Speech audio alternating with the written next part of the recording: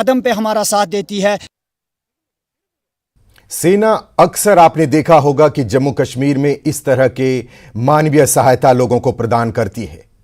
बढ़ते हैं अगली खबर की ओर। केंद्र सरकार ने जागो ग्राहक जागो योजना के तहत दूर दराज के क्षेत्र में रहने वाले उपभोक्ताओं के अधिकारों की रक्षा और सुरक्षा के लिए डोडा और किश्तवाड़ जिले के लिए उपभोक्ता निवारण आयोग खुला है। उपभोक्ता PRI और फोरम खोलने का स्वागत किया और कहा कि यह उपभोक्ताओं के लिए फायदेमंद होगा। इसके अलावा पंचायती राज संस्थाओं और स्थानीय लोगों ने अधिकारियों से आग्रह किया कि वो कैंप का आयोजन करें ताकि गरीब उपभोक्ताओं तक अधिकतम जानकारी और लाभ पहुंच सके।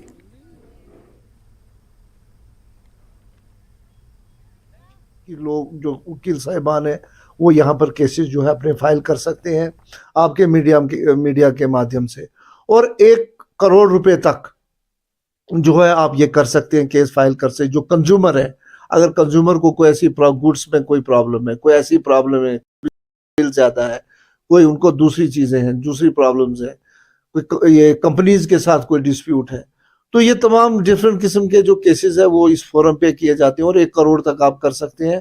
लोगों के अंदर सबसे पहले इसकी अवेयरनेस होनी चाहिए, जो कि यहाँ की जो लोकल जो एडमिनिस्ट्रेशन है, ADC भद्रवाह या कोई भी जो यहाँ के एडमिनिस्ट्रेशन है, उनको चाहिए कि वो जगह जगह पे जाके वर्कशॉप करें, लोगों को अवेयर करें। जो कि इस वक्त दुकानदार हजरात हैं, चाहे वो सिटी के अंदर है, रूरल एरियाज के अंदर, खासतौर पर रूरल एरियाज की बात बताऊँ, क्योंकि रूरल एरियाज के अंदर जो है एजुकेटेड लोग नहीं होते हैं, उनको पता नहीं चलता कि इस चीज़ का रेट क्या है, उस चीज़ का रेट क्या है, तो ठगी का काम होता है।